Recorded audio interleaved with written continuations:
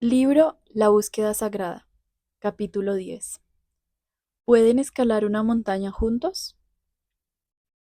Nadie se despierta una mañana y de repente decide, hoy voy a escalar el Everest. Una hazaña tan monumental requiere entrenamiento, preparación y equipo físico.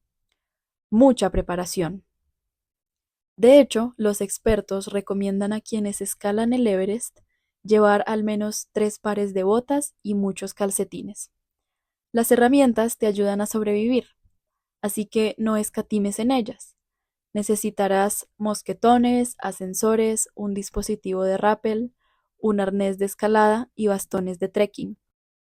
Para mantener el calor necesitarás mucha ropa interior de calidad, una chaqueta de forro polar, pantalones de plumón, una parca y una chaqueta impermeable. Además del saco de dormir, necesitarás 2 colchonetas diferentes y un kit de reparación. Prevé 2 pares de guantes sintéticos y 2 pares de guantes impermeables. Los calentadores de manos son opcionales, pero no te arrepentirás de llevarlos. Añade meses de entrenamiento de fuerza y resistencia, y con suerte, años de experiencia alpina a altitudes más bajas, y queda claro que escalar el Everest es algo muy importante. Tienes que estar preparado. Del mismo modo que no intentarías escalar una montaña sin asegurarte de que tienes todo lo necesario, no te embarques en la relación más difícil de tu vida sin alguien que tenga lo necesario para completar el viaje contigo. La vida no va a ser fácil. Prepárate para que sea el doble de difícil de lo que crees que va a ser. Si al final resulta más fácil de lo que pensabas, no habrás perdido nada al unirte a alguien que podría haber atravesado cualquier tormenta contigo. Pero si planeas un picnic y te casas con alguien que solo está preparado para los momentos fáciles, te encontrarás en serios problemas si llegan tiempos difíciles. Algunas personas pueden querer casarse contigo, pero tal vez no tengan lo necesario para formar parte de un matrimonio exitoso. Esto último es lo que debes evaluar y poner a prueba. Ciertas habilidades relacionales y para la vida son esenciales para la felicidad y la plenitud conyugal. Cuando sales con alguien, no se necesita una persona de gran carácter para que te acompañe al cine y a restaurantes agradables, para dar paseos en bicicleta o hacer caminatas divertidas, o para sentarse en un Starbucks o besarse en un sofá. La mayoría de la gente puede hacer eso. Sin embargo, eso no es la vida real, al menos no durante mucho tiempo. Como pastor, he visto a muchas parejas soportar crisis vitales muy dolorosas. En este capítulo analizaremos varios rasgos de carácter esenciales que no tienen nada que ver con la conexión romántica, pero que son fundamentales para prosperar en un matrimonio duradero. Mi objetivo es hacerte pensar en el potencial de una persona para escalar la montaña de la vida contigo hasta llegar a la cima. Es posible que algunas personas quieran casarse contigo, pero quizá no tengan lo necesario para formar parte de un matrimonio exitoso. Esto último es lo que debes evaluar y poner a prueba. Tormentas médicas. ¿Has oído hablar del síndrome de Angelman? He conocido a 3 familias que han tenido hijos con este trastorno neurogenético caracterizado por graves retrasos intelectuales y del desarrollo. No hay cura para esta enfermedad, lo que significa que los padres de hoy tendrán que cuidar de estos niños durante el resto de sus vidas. Un alto porcentaje de los matrimonios con hijos con discapacidades graves terminan en divorcio. Cuidar de un hijo discapacitado requiere mucho tiempo, energía y dinero. ¿Cómo soportaría la persona con la que estás pensando casarte el peso del agotamiento físico, la confusión espiritual, cuando Dios no responde a tus oraciones como tú quieres, los horarios de sueño interrumpidos, los pasatiempos descuidados y los autos viejos para pagar la atención médica adicional? ¿Es él o ella el tipo de persona que aún puede encontrar alegría en el matrimonio ante tales desafíos? Darrell llevaba un gran smoking cuando se casó, no porque tuviera sobrepeso, sino porque era un culturista que podía levantar 180 kilos en press de banca. No se pueden meter pectorales como esos en un traje pequeño. A su esposa, Stacy, le atraía su físico y admiraba su fuerza. Ella valoraba estar casada con un hombre en buena forma física. Sin embargo, solo 2 años después de casarse, Darrell comenzó a experimentar algunos síntomas preocupantes: entumecimiento, pérdida de visión y temblores. Las pruebas médicas revelaron una noticia desgarradora. Darrell tenía esclerosis múltiple.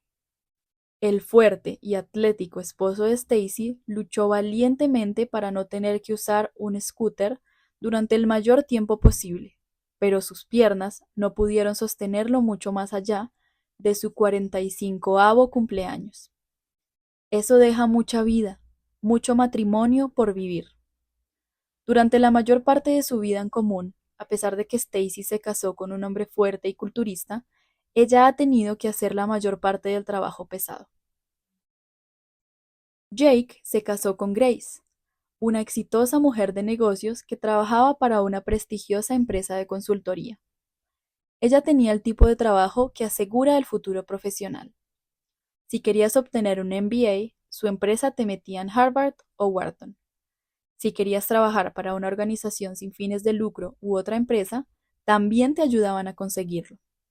Si querías quedarte con ellos y enriquecerte poco a poco, pues nada, a trabajar y a prepararse para cobrar los cheques.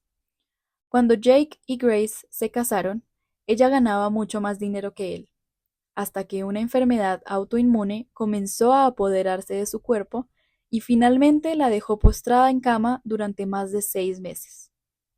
La empresa fue generosa durante un tiempo.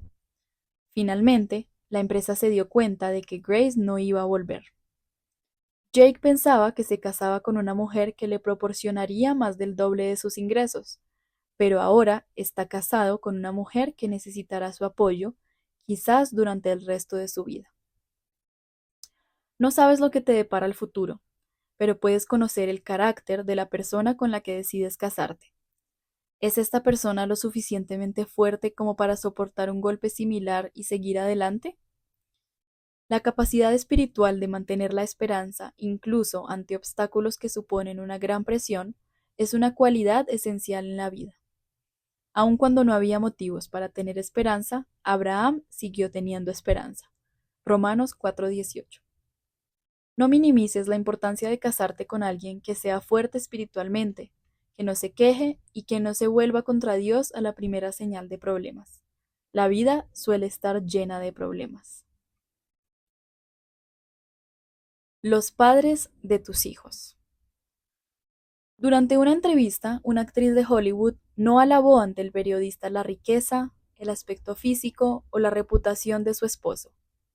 En cambio, al ver a su esposo en el plató con uno de sus hijos, dijo: "Lo único que puedo decir que he hecho bien es haber encontrado a un gran hombre con quien tener hijos.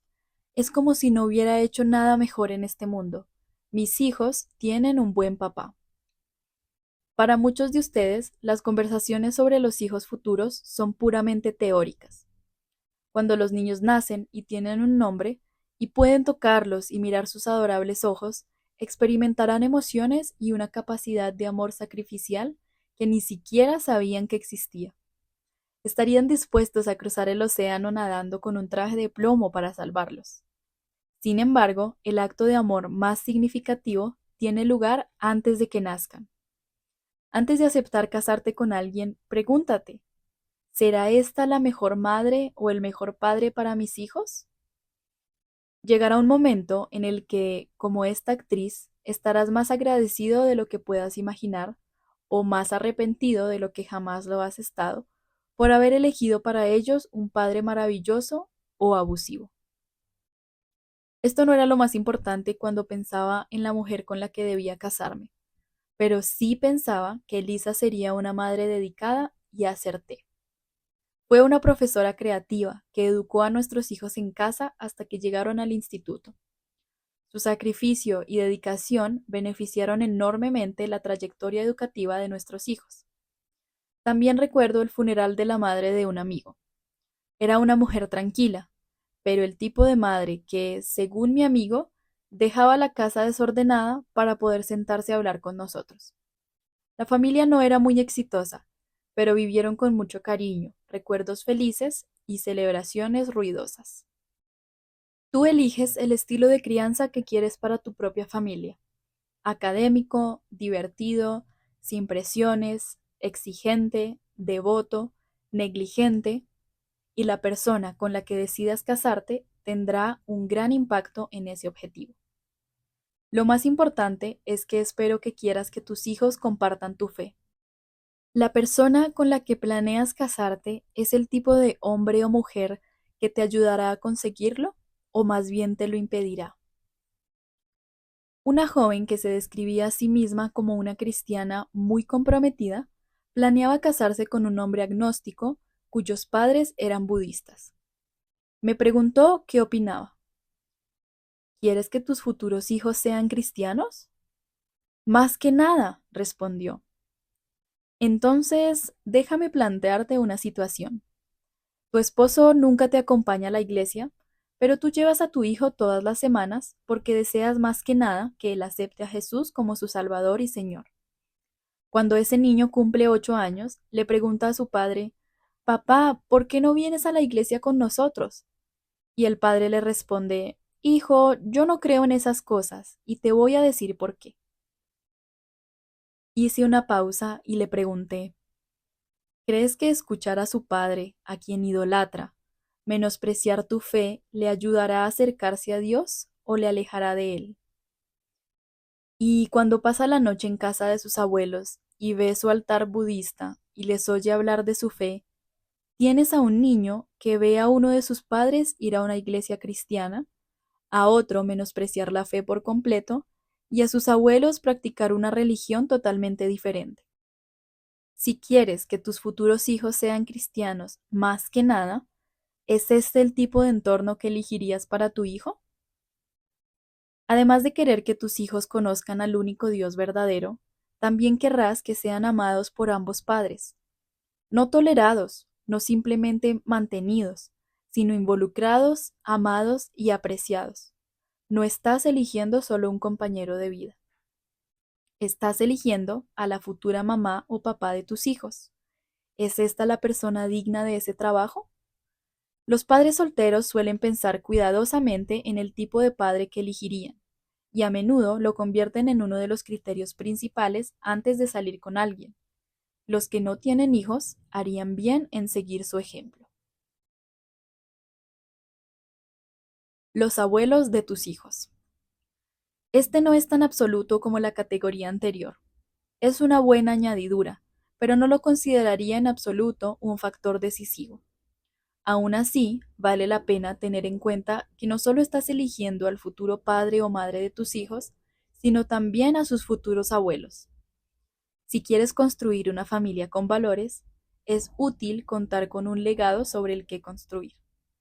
Apreciarás tener otra pareja que ore activamente por tu hijo y que hable y actúe de una manera que afirme lo que estás tratando de hacer en casa. Esto es especialmente cierto si tus propios padres están desquiciados.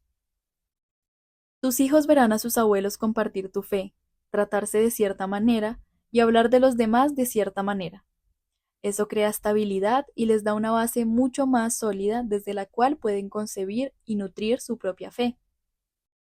En su libro Stepping Up, Dennis Rainey cuenta la historia llena de lágrimas de cómo su hija Rebecca y su esposo Jake dieron a luz a una pequeña bebé cuyo cerebro estaba casi destruido al nacer.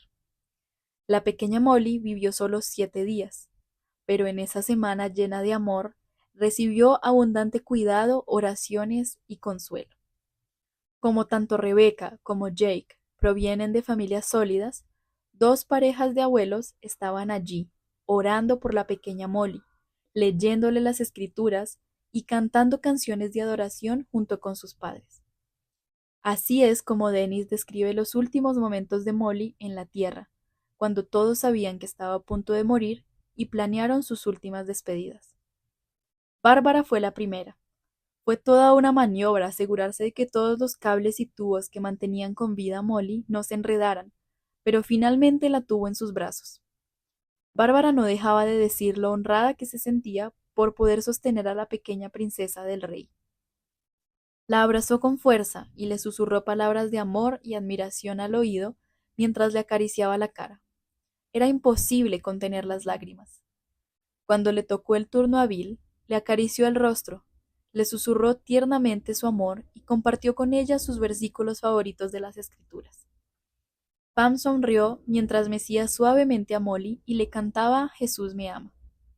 Tanto Bill como Pam se limitaron a sostenerla, besar su rostro, tomar sus manitas y llorar mientras se despedían.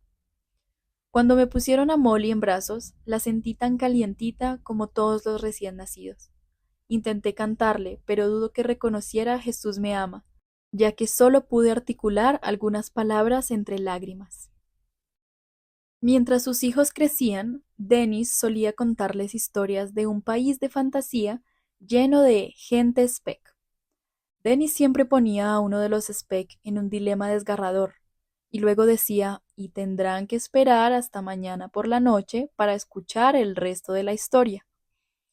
Luego, con frecuencia, les contaba estas historias a sus nietos, por lo que Jake le pidió a su suegro, el abuelo de Molly, que le contara una historia de Speck antes de que ella muriera. Al principio, Dennis se negó. No podía hacerlo, pero Jake y Rebecca le insistieron, y esto es lo que pasó. Cogí a la pequeña Molly en brazos, la miré a los ojos y empecé mi historia. Un abuelo Speck y su nieta Speck fueron a pescar pececitos Speck. Mi historia duraba menos de 60 segundos, y cuando levanté la vista hacia Rebecca, ella tenía una gran sonrisa, con hoyuelos y todo. Estaba disfrutando el momento. Al terminar mi historia, le dije a Molly, el abuelo Speck y su nieta se comieron los peces, y entonces se encontraron con algo que nunca imaginarías ni creerías, y tendrás que esperar hasta que yo llegue al cielo para escuchar el resto de la historia. En ese momento estaba sollozando, pero logré decir las palabras, y Rebecca y Jake se echaron a reír. La risa de Rebecca siempre ha sido contagiosa, y yo también empecé a reír de verdad. Perder a un hijo es una de las experiencias más dolorosas que puede vivir un ser humano, pero el amor conjunto de 4 abuelos llenos de fe permitió a esta joven madre y a este joven padre encontrar la risa y la esperanza frente a una de las realidades más duras de la vida. Y aún hay más.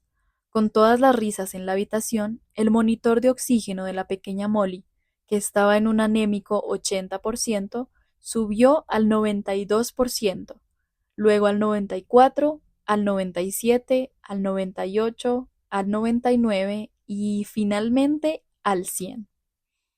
Esa pequeña recién nacida absorbió la fe, la esperanza y la risa de sus padres y abuelos. Aunque este fue finalmente su último día en la tierra, no dudo de que murió sabiendo que era muy amada, y sin duda está esperando ansiosamente en el cielo para saludar primero a sus abuelos y luego a sus padres, que le dieron un paso tan dulce y bendito. Tienes una oportunidad única de elegir ese legado para ti y para tus hijos. Esa es la visión positiva. En el lado negativo, si las generaciones anteriores de tu novio o novia tienen problemas peligrosos, ten mucho cuidado. El abuso infantil, la desviación sexual, los problemas psicológicos y las adicciones no solo harán que tu posible cónyuge sea más vulnerable a medida que envejezca, algunos de estos problemas a veces tardan en aparecer, sino que también pueden transmitirse en cierto sentido a tus hijos. No digo que siempre sea así, pero las estadísticas son preocupantes. Una amiga que pasó por un divorcio desgarrador me confesó, lo que no sabía cuando conocí a este hombre y me casé con él, era que había antecedentes de enfermedades mentales en su familia. ¿A uno no se le ocurre preguntar, ¿alguien en tu familia ha sido lobotomizado? ¿En serio? ¿Dos de tus tíos? ¿Y uno casi mata a su esposa e hijos? ¿Es en serio? Hay personas con enfermedades mentales, hombres y mujeres, que son capaces de convertirse en cualquier cosa, decir o hacer cualquier cosa que crean que les ayudará a lograr un objetivo. El hombre con el que me casé era abusivo física y sexualmente, Era un Jekyll Hyde, un mentiroso engañador, y yo no reconocí al lobo con piel de cordero. Ella sería la primera en decirte que investigues a fondo cualquier tema delicado que pueda haber en la historia familiar de tu pareja y que no permitas que la niebla del romance te impida hacer una exhaustiva investigación de antecedentes de la familia. Nunca lo olvides, estás construyendo una familia. Para hacer una inversión inteligente, debes tener en cuenta a los demás socios. ¿Tu pareja es tan fuerte en todos los demás aspectos que estás dispuesto a arriesgarte con una familia extensa débil? ¿O tu pareja potencial apenas cumple los requisitos por sí misma y además tiene una familia extensa que es una pesadilla? Desde luego, no te instaría a romper con una pareja que por lo demás es excelente, solo porque proviene de una familia extensa disfuncional. He conocido a muchas mujeres y hombres heroicos y creyentes cuya relación con Dios me inspira y cuyo carácter me hace sentir humilde, a pesar de que sus familias extensas eran un desastre. Pero sin duda es algo que hay que explorar con los ojos bien abiertos. Madurez espiritual. Una fe bien vivida crea una fuerza que muchas personas admiran, aunque no aprecien de dónde proviene. Por eso, algunas personas que quieren casarse contigo pueden fingir tener una fe fuerte porque saben que no los considerarías si no fuera así. Tu trabajo es averiguar si solo están interesados en Dios porque tú lo estás y porque están interesados en ti, o si tu pareja es un seguidor genuino y apasionado de Cristo sin que tú estés cerca. Considera lo siguiente: ¿ora él o ella? No solo en la iglesia y no solo contigo, sino por su cuenta. Si no es así, pasarás por la vida sin el apoyo en la oración de la persona que mejor te conoce. Serás el único que apoyará a tus hijos en oración. Estarás casado con alguien que no se abre a la convicción, el aliento y el apoyo de Dios. Si tu cónyuge se deprime, tendrás que animarlo tú solo, ya que él o ella no sabrá cómo acudir a Dios. Si tú te deprimes, tendrás que buscar otro amigo que te apoye en oración, porque tu cónyuge no sabrá cómo hacerlo. Si tu esposo o esposa desarrolla malas actitudes hacia ti, o cultiva hábitos pecaminosos y no pasa tiempo en oración para ser convencido por Dios, esas actitudes y hábitos se fortalecerán y posiblemente amenazarán tu matrimonio. Al menos el 90% de los cambios que he hecho en mi matrimonio han venido a través de Dios convenciéndome en la oración y el estudio de la Biblia, en lugar de que Lisa me confrontara. Si no orara muy a menudo, Lisa sería una esposa mucho menos satisfecha. Si te casas con alguien que ora, puedes poner tu esperanza en la convicción de Dios en lugar de en tus regaños, que nunca funcionan. Una mujer me dijo una vez que se siente mucho más segura cuando sabe que su esposo está orando y en la palabra. No tiene que preguntarle si lo está haciendo, lo sabe por su actitud, sus acciones, el tono de voz, su comportamiento en general. Y saber que él se conecta regularmente con Dios le da una paz y una seguridad que ella atesora. Fíjate en lo que dice. El mismo hombre es un esposo diferente cuando se convierte en un esposo que ora. ¿Cómo sabes si tu novio o novia está orando? Pregúntate a ti mismo. ¿Alguna vez menciona cosas con las que Dios lo está animando o ella menciona los desafíos que Dios le está presentando? ¿Siempre eres tú quien menciona lo que Dios te está enseñando, convenciendo o ayudando a entender? Si tu novio o novia nunca habla de Dios, probablemente no está hablando con Dios. ¿Tu futuro cónyuge es un estudiante de la Biblia? Si te casas con un hombre o una mujer que solo abre la Biblia cuando el pastor está leyendo el texto, te estás casando con alguien cuyo crecimiento espiritual será insignificante y que no está creciendo en sabiduría. Ella no tendrá las escrituras en su mente para animarte o alimentar espiritualmente a tus hijos. Él estará anclado en sus propios prejuicios y pensamientos erróneos sin haber sido lavado por la palabra. Un cónyuge así nunca será espiritualmente más sabio de lo que ya es. Por último, demuestra a tu pareja que ha participado en el pasado por iniciativa propia en una iglesia. He visto a algunas parejas que acuerdan ir a la iglesia mientras salen juntos, pero luego, después del matrimonio, uno de ellos de repente decide dejar de ir a la iglesia. De hecho, no fue nada repentino.